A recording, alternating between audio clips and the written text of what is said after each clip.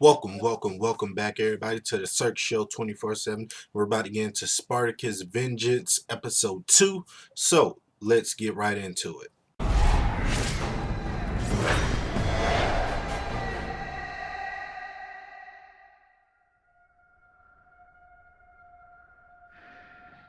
Alright, now this episode was good, and the reason I like this episode because it had two of my favorite things I always wanted, really wanted to see.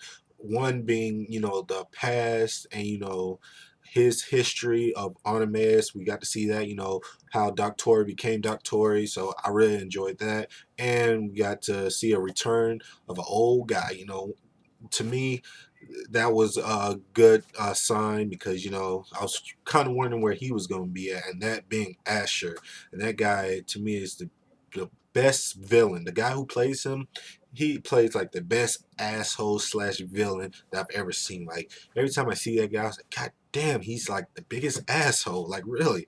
But you gotta like the guy because he's a sneaky son of a gun, and I love watching him come back, and that was good. But mostly, my favorite part of this episode was just really discovering who Anameus was. So that's what I like the most. And the reason why, Anameus's past was so good, and his story was so good in this episode because I always like since the first episode, I always want to know why he's so down on himself for what happened in the House of Gladiators, and you see why.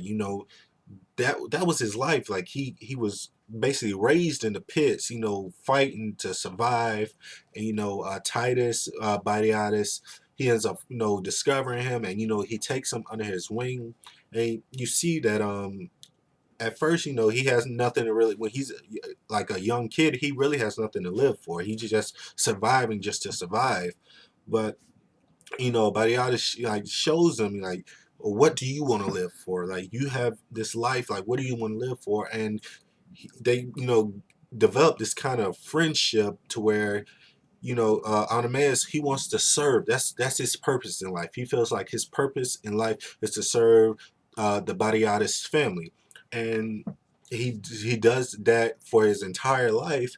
He fights, he serves Bariatis, and he does that for his entire life until he kills, Quintus in the first season, and it really destroys him because this is people that he grew up with, people he loved, he cared about, and who he served, and he's a very honorable. I think that's what he said. I'm getting tongue tied, but whatever. But he's a very honorable man, and it just crushes him that now that he kind of betrayed the people that he served, he really has nothing to live for anymore. And in the present, he goes back to the pits and he's fighting everybody and he's whooping ass. And man, I didn't know he was that good in fighting. Like that's one scary black man, I can tell you that much right now.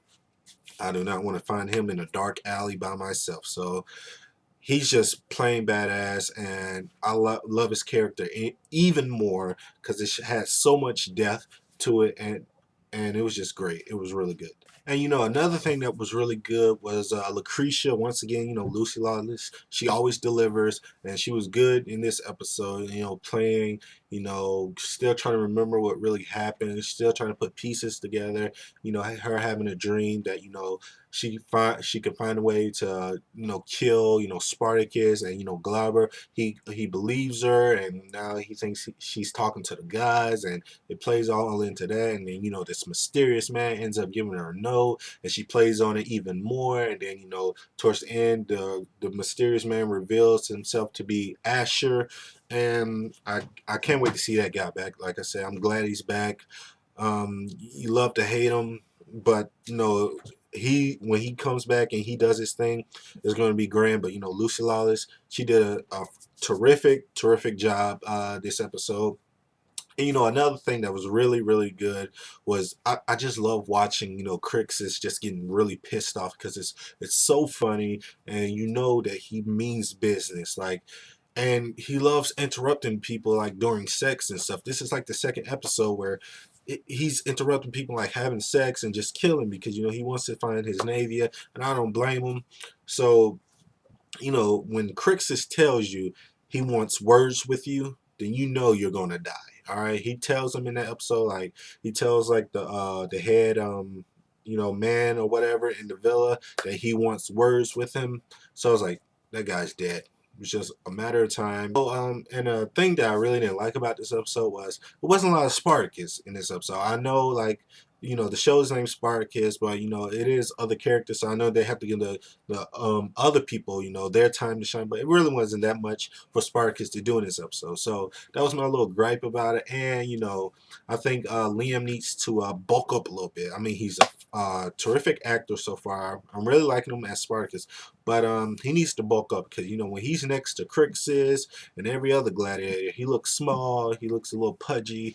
So he needs to, get in shape, and needs to get that six-pack going. All right, so that's another little thing that I didn't like about watching this episode, because when anybody's really next to Crixus, I mean, they look small anyway, and Spartacus, he just looked even smaller. So he needs to do a little couple more sit-ups, and he'll be okay. And another great thing that they did in this episode, they played basically, I guess, a full version of My Cock Rages On. I don't know if they played them in like the first season or anything, or even the prequels. I know they had the song, but they kind of played the whole damn song, and I love that song, man. My Cock Rages On, like, I love that song, but I don't want to see everybody else's cock, man. Jesus, it was so many damn cocks in there, like it was crazy. But that's Spartacus for you. So what can you do? You can't do anything. But My Cock Rages On.